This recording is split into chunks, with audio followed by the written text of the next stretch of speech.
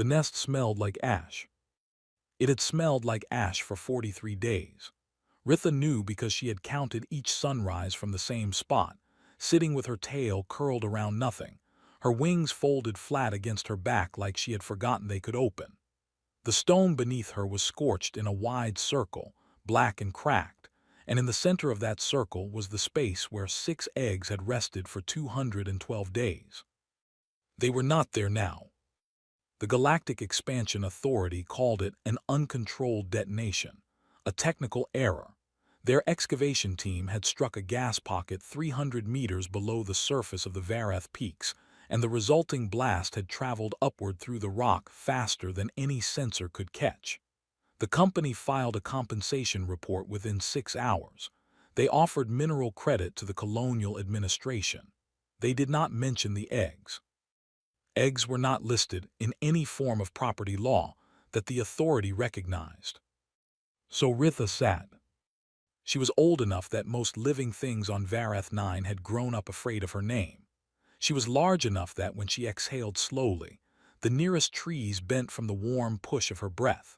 Her scales were the color of deep iron, dark and heavy-looking, and her eyes were amber with long black pupils that had watched 3 different colonial ships arrive in orbit over the last 40 years. She had tolerated the humans.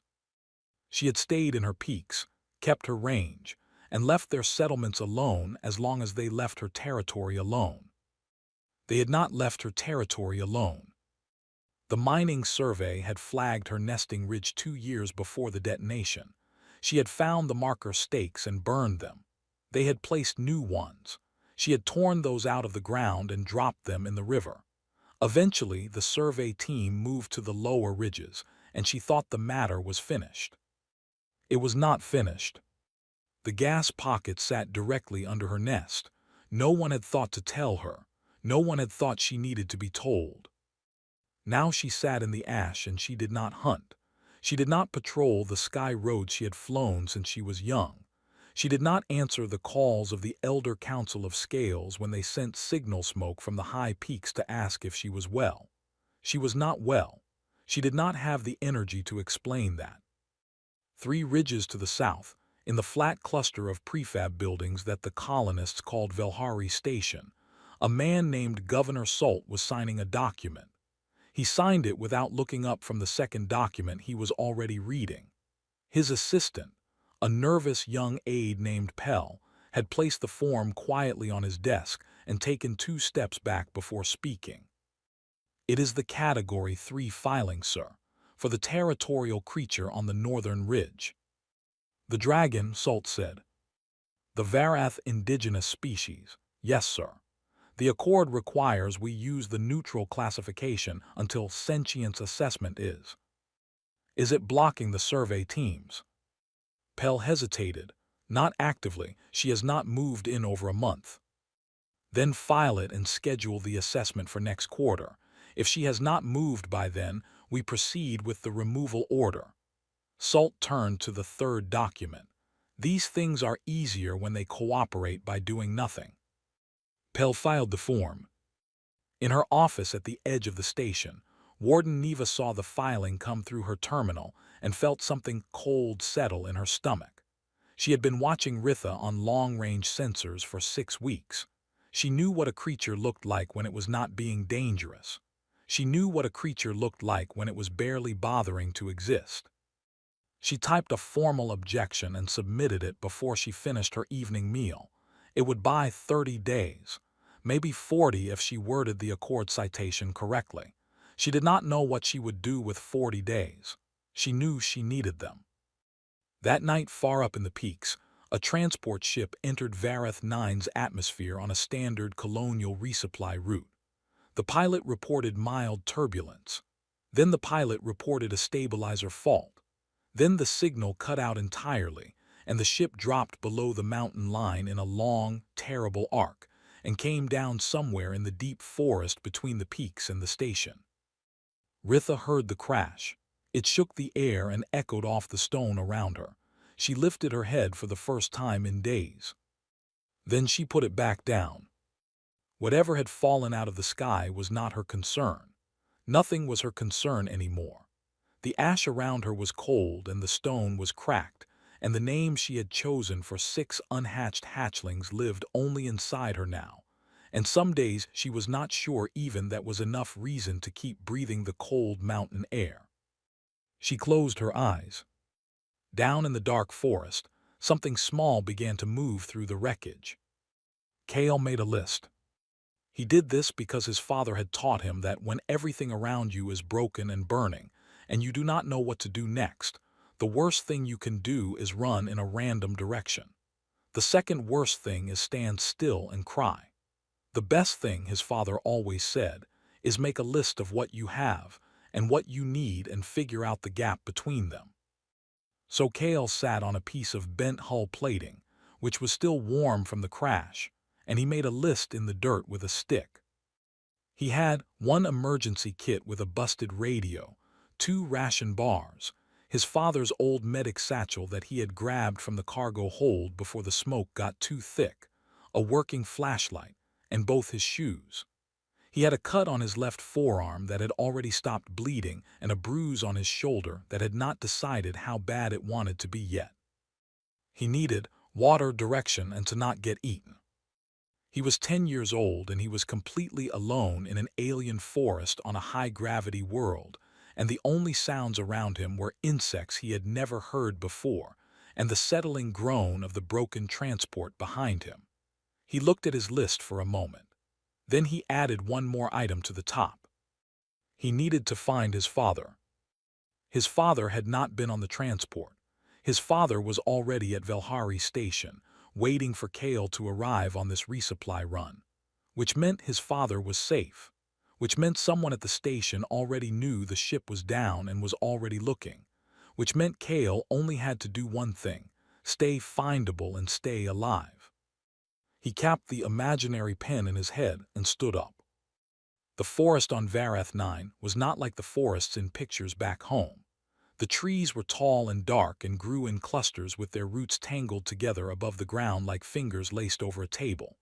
The leaves were wide and deep blue-green, and they caught the moonlight and held it in a way that made everything look like it was underwater.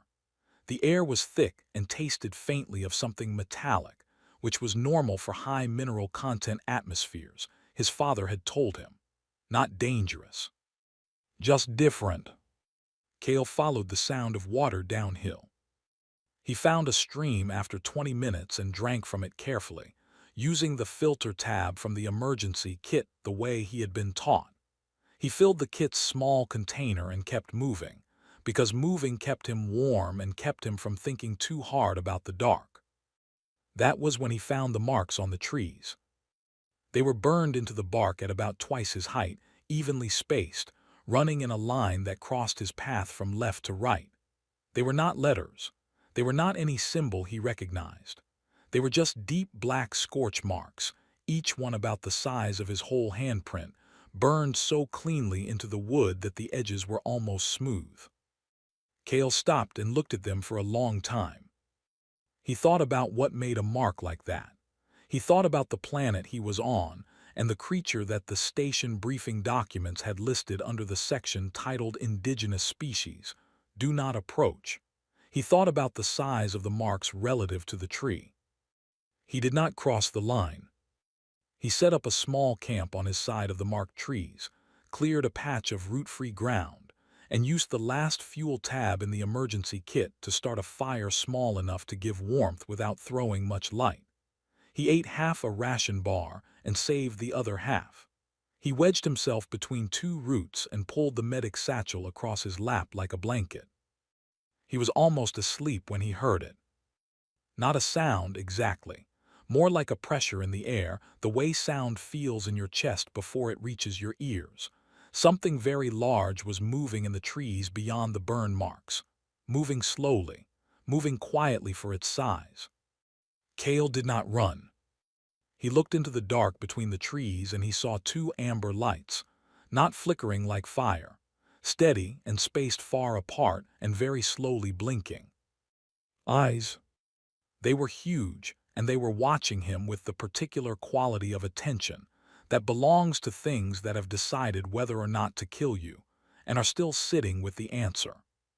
Kale held very still.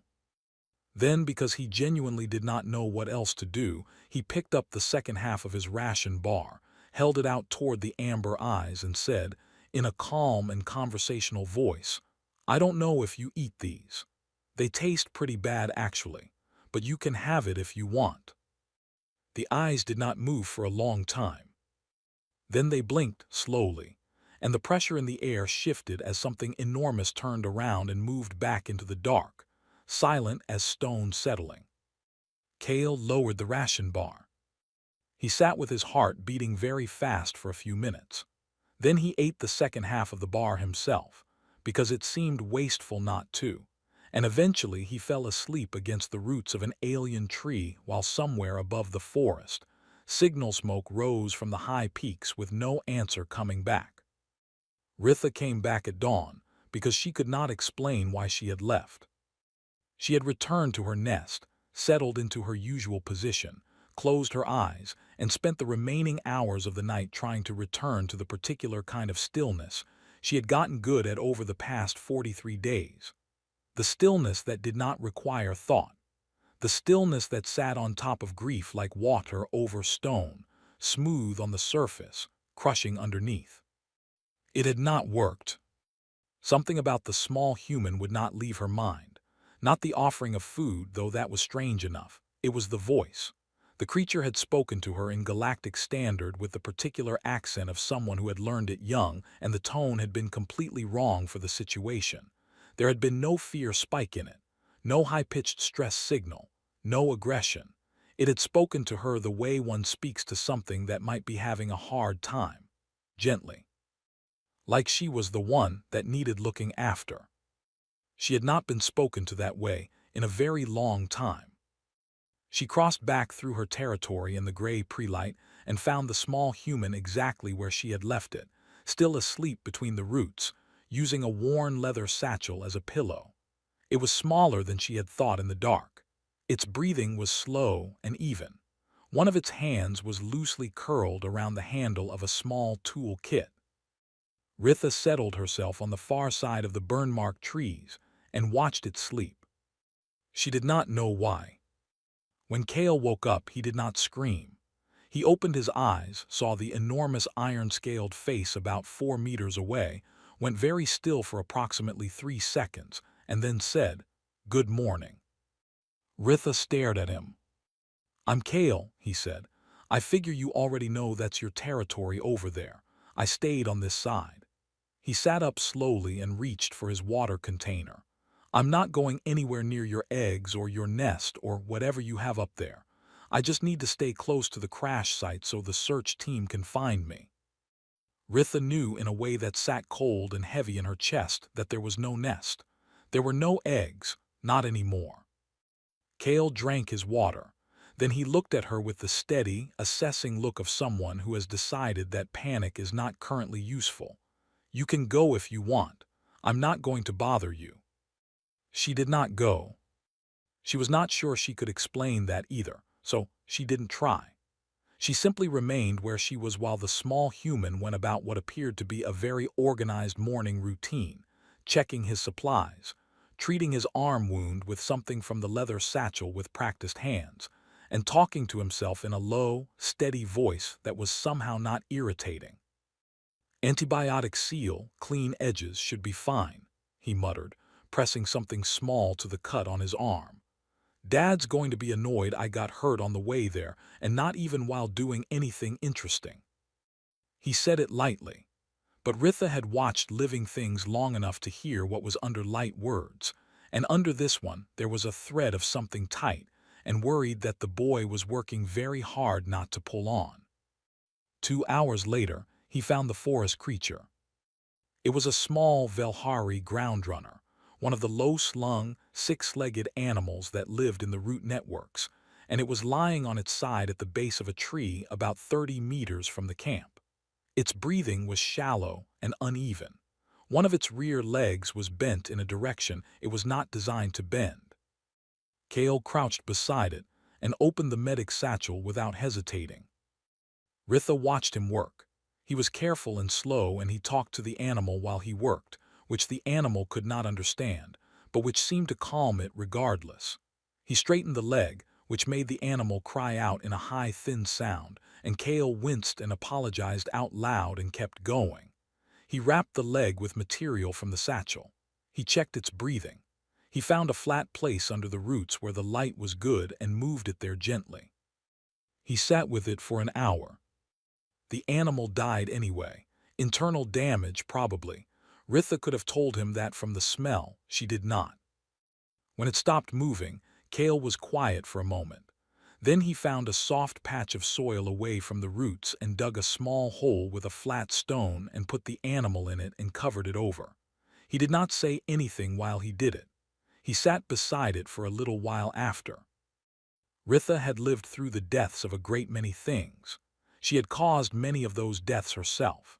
She had not watched a living creature perform this particular ritual for something that small, something with no name, something that had no family to mourn it, since she was very young and barely understood the world. She moved before she made the decision to move. She crossed to the edge of the camp, went into the deeper forest for 20 minutes and came back with a mountain elk hanging from her jaw. She set it down at the border of the marked trees. Then she stepped back.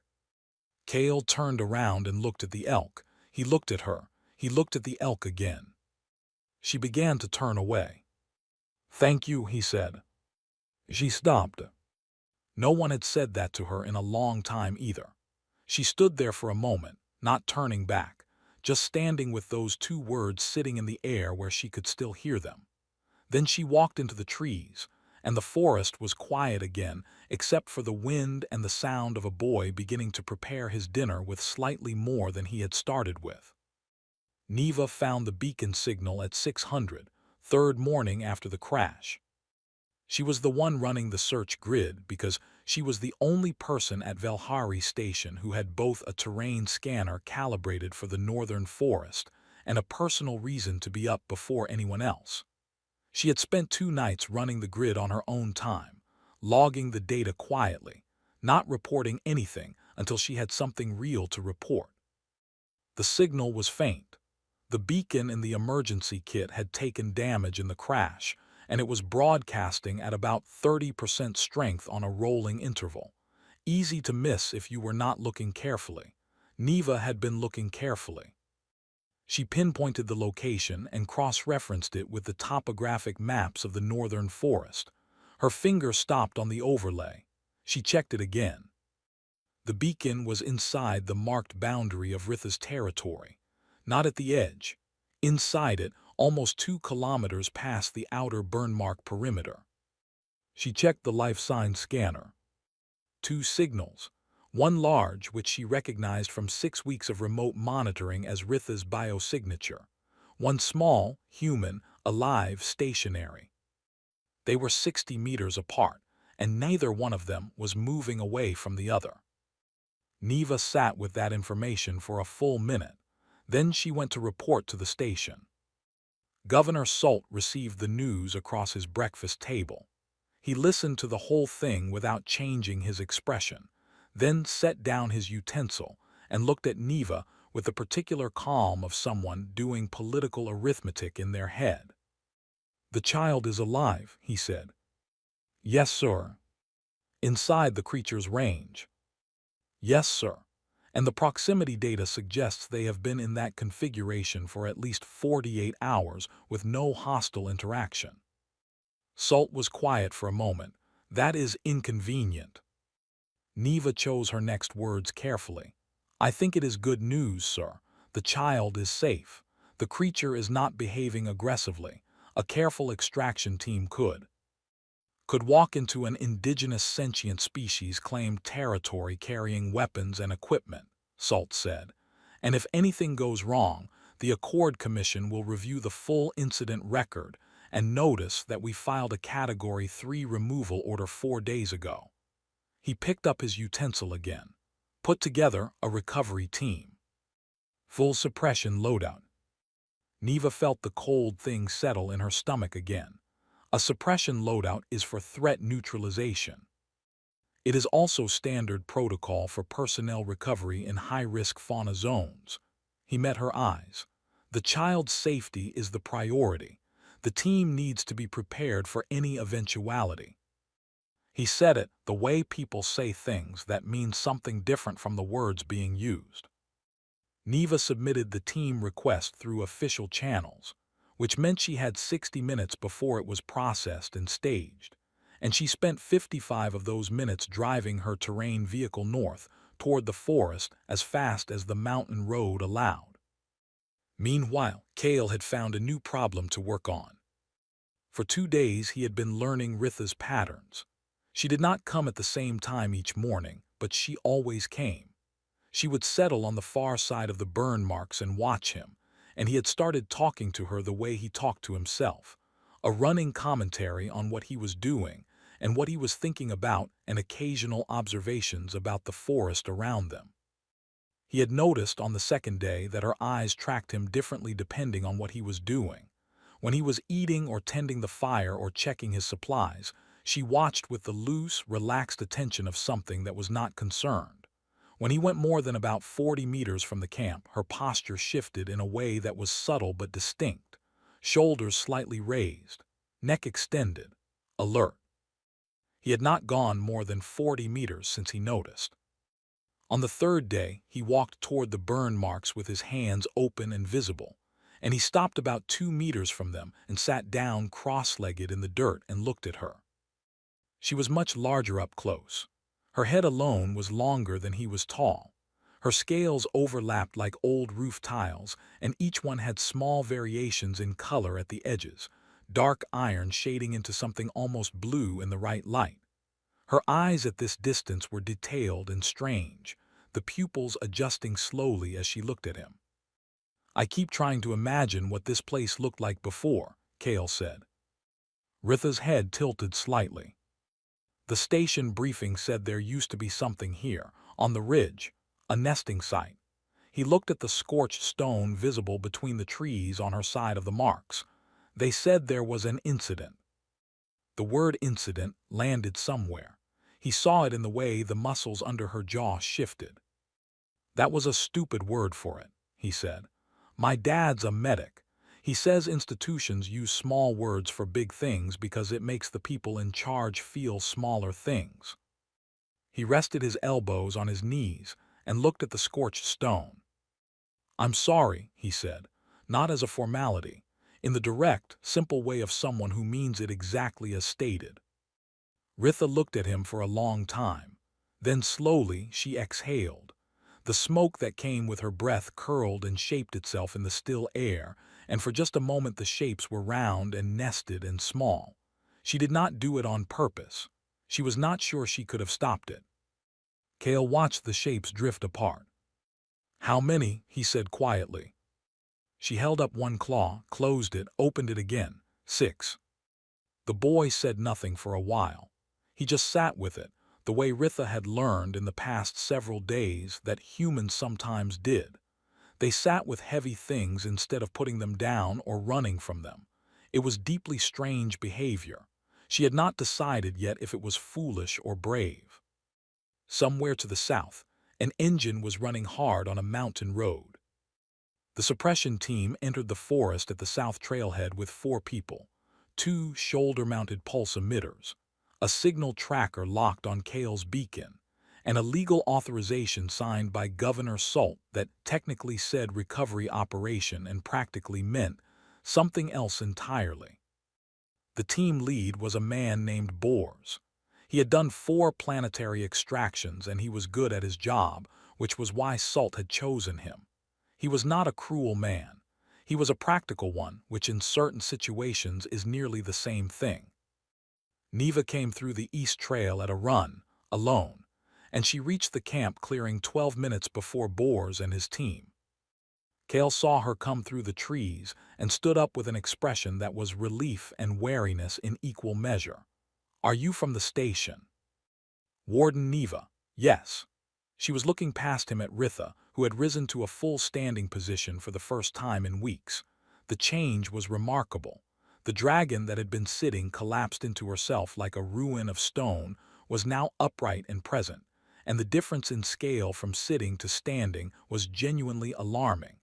She was tall enough that her shoulder ridge was visible above the lower canopy. "She's okay," Kale said immediately. "She's not going to do anything, she's just standing up." "I know," Neva said. She pulled out her official scanner and began running a live documentation protocol, tagging biosignatures, timestamping proximity readings, recording behavioral markers. "Kale, I need you to stay exactly where you are and do exactly what you have been doing. Can you do that?" "What's coming?" Neva glanced at him. He was 10 years old and he had been alone in an alien forest for 3 days, and he had the clear eyes of someone who has already decided to stay calm regardless of the answer. "A recovery team," she said, "with suppression equipment." Kale looked at Ritha, then back at Neva. "They're going to try to hurt her." Governor Salt filed a removal authorization. He is using this recovery mission as legal cover to execute it. Neva kept her scanner running, kept her voice even. "I am documenting everything I can to contest it under the Interspecies Sentience Accord, but I need time and I need evidence." "She's sentient," Kale said, with the flat certainty of someone reporting an observable fact. "She held up 6 claws to tell me how many eggs she lost. She shaped smoke to show me what they looked like. She fed me." He looked at Neva steadily. "What else do you need?" Neva's scanner was already capturing all of it. She flagged it as primary evidence and pushed a live copy to the Accord Commission database before she could be ordered to stop. The sound of the suppression team reached the clearing before they did. The crackle of equipment powering up, the specific low hum of a pulse emitter cycling to active, the careful tread of 4 people who had been told to be quiet and were not quite managing it. Ritha heard it first. Her head turned toward the south. Her scales shifted, the way scales do on a creature that has not been threatened in a long time and is remembering how to respond to it. Her wings, which had been folded flat for 43 days, spread slightly. Bors came into the clearing with his team arranged behind him and stopped when he saw what was in front of him. He had been told the creature was large. He had looked at the size estimate in the briefing. He had not, it seemed, fully processed the number until it was standing in front of him between the trees with amber eyes that were calm and very focused. "Kale Darrow," he said, keeping his voice professional. "I am here to bring you back to the station. Please walk toward me." Kale did not move. "Kale," Bors's voice tightened slightly, "move away from the creature." "She has a name," Kale said, "and I'm not leaving until you put those down." He pointed at the pulse emitters. Bors looked at a 10-year-old boy standing in front of an ancient dragon with his arms slightly out from his sides, which was the specific posture of someone blocking a path on purpose, and he spent a moment recalibrating his understanding of the situation. "Those are for your protection," he said. "From what?" Kale said. "She has not touched me, she fed me. She has been here every morning for 3 days and she has not done a single thing that needed protecting from." His voice was steady, not angry, just completely serious. "If you fire those things you will hurt her and she has already been hurt enough by this colony and I am not going to move." Bors raised his hand to signal his team to hold. He was not sure why. He would think about it later. Neva stepped forward. "Under Section 7 of the Interspecies Sentience Accord, I am formally documenting observed behavioral evidence of sentient emotional cognition, voluntary interspecies communication, and sustained non-aggressive cohabitation with a human minor." She held up her scanner. "This documentation has already been transmitted to the Commission. Any action taken against this individual in the next 30 days that causes physical harm will be reviewed as a potential Accord violation." Bors looked at the scanner, looked at Ritha, looked at Kale standing in between. Then Ritha did something none of them expected. She lowered her head. Not like a predator dropping to strike. Slowly, with deliberate care, she brought her enormous head down until it was level with Kale's shoulder, her jaw almost touching the ground. her amber eyes looking across at Boars and his team from the same height as the boy standing beside her. The gesture did not need translation. It did not need documentation. Everyone in the clearing understood it immediately in the oldest part of their brain, below language and training and procedure. She was saying, "This one is mine and I am his, and we are the same height, and you will reckon with both of us together." Bors's scanner recorded it automatically. So did 4 personal recorders clipped to 4 uniforms, all of which were set to continuous broadcast per standard protocol. At Velhari Station, Governor Salt was watching the live feed on his terminal. He watched for a long moment. Then he reached out and closed the authorization document on his screen. He did not delete it. He was not quite ready for that. But he left it sitting closed while he looked at the empty desk in front of him and thought about the kind of paperwork that follows a decision like this one when the Accord Commission is already watching. In the clearing, Kale put his hand on Ritha's jaw. She did not move. The forest around them was very quiet. 22 days after the clearing, the Accord Commission issued a formal sentience confirmation for Ritha, designation Vareth Indigenous Sapient Class 1. It was the fastest ruling the Commission had issued in 11 years. The footage had helped. So had Neva's documentation. So had the testimony of 4 suppression team members who had all, independently, described the moment Ritha lowered her head as the most unambiguous thing they had ever seen a non-human creature do. Governor Salt was recalled to the administrative capital for a conduct review. His removal order was voided. The excavation zone was suspended pending an environmental impact assessment that should have happened before the first survey stake was ever placed. Neva was appointed interim administrator of Velhari Station, which she accepted on the condition that the protection zone around Ritha's territory was the first thing formally logged in the new registry. It was. Kale's father was found alive on the 18th day. He had come down with the transport's emergency drop pod, which had deployed automatically when the ship lost altitude, and had landed 8 kilometers from the main crash site on a southern slope. He had 2 broken ribs, a dislocated shoulder, and a mild concussion that had kept him confused for the first several days, which was why the search team had taken longer than it should have to identify his signal. When Neva's people reached him, he was sitting against a rock with his medic satchel open on his lap, having methodically treated his own injuries as best he could, and then spent the remaining days rationing his supplies and leaving a signal fire burning every night. Kale was brought to the medical unit at the station, and he and his father were in the same room for approximately 3 seconds before neither of them was speaking in complete sentences for a while.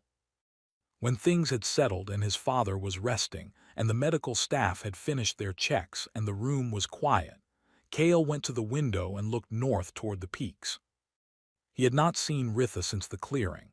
He had been taken back to the station immediately, checked over, fed, questioned by the commission representative, questioned by Neva, and generally processed through every system a recovered missing child gets processed through. He understood why. He had been patient about it. But it sat in the back of his mind the whole time, the unfinished part of something that still had another page. He asked Neva the next morning if he could go back to the forest. She looked at him for a moment, the way adults look at children when they are deciding how much to explain versus how much to simply allow. "Your father needs to rest for at least 5 more days before transport," she said. "I have a terrain vehicle. I will take you." They drove north in the early morning with the mountain fog still sitting in the low places between the trees. Neva had her scanner running, more from habit than necessity, and when they reached the northern edge of the protection zone, she stopped the vehicle and pointed without saying anything. Ritha was on the ridge above the nest site. She was not sitting in the ash. She was standing at the edge of the ridge with her wings half open, not flying, just holding them out in the morning wind, the way birds sometimes stand in sunlight. Her head was raised, and she was looking at something in the distance that Kale could not see from the ground. The Elder Council of Scales had sent signal smoke again that morning. 3 columns, slow and deliberate, from the high peaks to the north. They had been sending it every few days for weeks, patient the way old things are patient. Kale watched Ritha for a moment. Then he cupped his hands around his mouth and called her name the way she had allowed him to say it, without the full formal clicks and resonance that a dragon's throat would use, just the closest approximation a human voice could manage. Ritha's head came down. She looked toward the sound. He waved.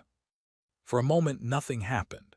Then she spread her wings the rest of the way, pushed off the ridge, and rose into the cold morning air in one long, quiet motion. She circled once above the forest, high enough that her wingspan caught the early light fully, and her iron scales went briefly blue-bright before the clouds took the sun back. Then she banked north toward the signal smoke. Not because she had given up on the valley. Kale understood that even from the ground. She was not leaving the way things leave when they are finished. She was moving the way things move when they have somewhere to be and expect to come back. She had accepted the call from the council not as a summons home, but as one item on a list, the way you handle the things that waited while you were doing something else. He watched her until the mountains swallowed her entirely. Neva stood beside him with her hands in her jacket pockets. "The Commission is recommending a formal interspecies liaison role," she said. "A designated person at the station with an ongoing communication relationship with Ritha once she returns, documenting her needs, her territory concerns, any issues with future colonial activity." She paused. "They suggested someone young might be appropriate, someone she already knows." Kale kept looking at the mountains. "My dad is going to say I have to finish my schooling first," he said. "Probably. He will be right. Probably." Kale nodded slowly.